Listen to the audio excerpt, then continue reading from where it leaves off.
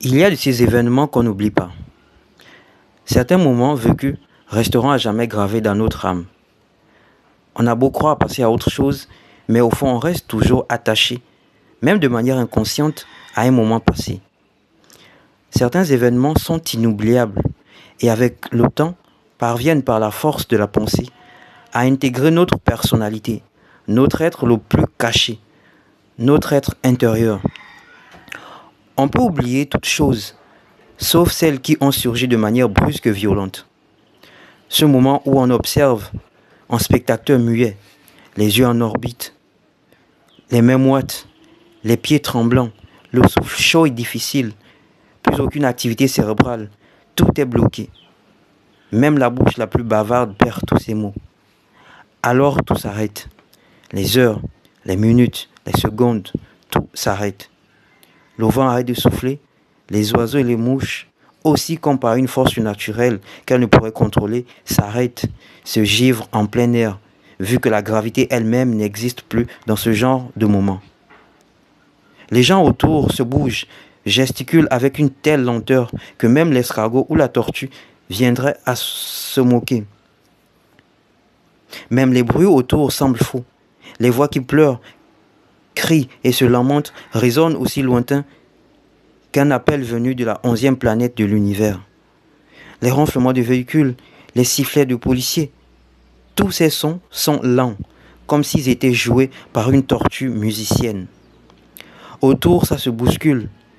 Certaines personnes, quelques-unes pour être précis, sont réellement affectées par le drame, ou du moins semblent en être affectées. C'est ce que leur visage témoigne. D'autres, par contre, sans réellement le dire, ne sont là que pour voir, juste pour avoir une histoire à raconter plus tard. Alors, ils filment le malheur d'autrui, puis une fois qu'il n'y a plus rien de croustillant à voir, alors ils vaquent à leurs occupations de la journée. Il y a enfin ces personnes-là qui pensent qu'un accident peut être mérité, qu'un malheur peut être mérité, ou qu'un viol, sous prétexte qu'elle portait une jupe courte, est un viol mérité. Un homme qui meurt, c'est quelque chose d'horrible. On ne dit pas que de toutes les façons, c'était un homme provocateur, ou un homme qui n'aimait pas payer ses dettes. Non, on ne dit pas ça. Une fille qui s'est faite violer est une victime à consoler. On ne dit pas qu'elle a mérité. Même si on voit clairement qu'elle marchait les parties intimes en l'air comme une chienne. Mais on ne dit pas ce genre de choses du moment où il y a atteinte à la dignité et à la vie humaine. On ne dit pas ça. Mais non, les humains sont vite passés à autre chose sans chercher à rien comprendre. Ils sont passés à autre chose, comme ce moment où les pompiers ont fini d'intervenir et calmer la situation. Ce moment où les policiers ont fini de faire le constat et dégager la circulation. Alors, il n'y a plus rien de croustillant à voir. Chacun peut vaquer à ses occupations du jour. Seul, en spectateur muet, les yeux en orbite, les mains moites, les pieds tremblants, le souffle chaud et difficile, tout est bloqué. La bouche ne trouve aucun mot. Tout ne s'arrête que dans sa tête. En dehors, le temps continue de courir. Les secondes poussent les minutes qui à leur tour précipitent les heures.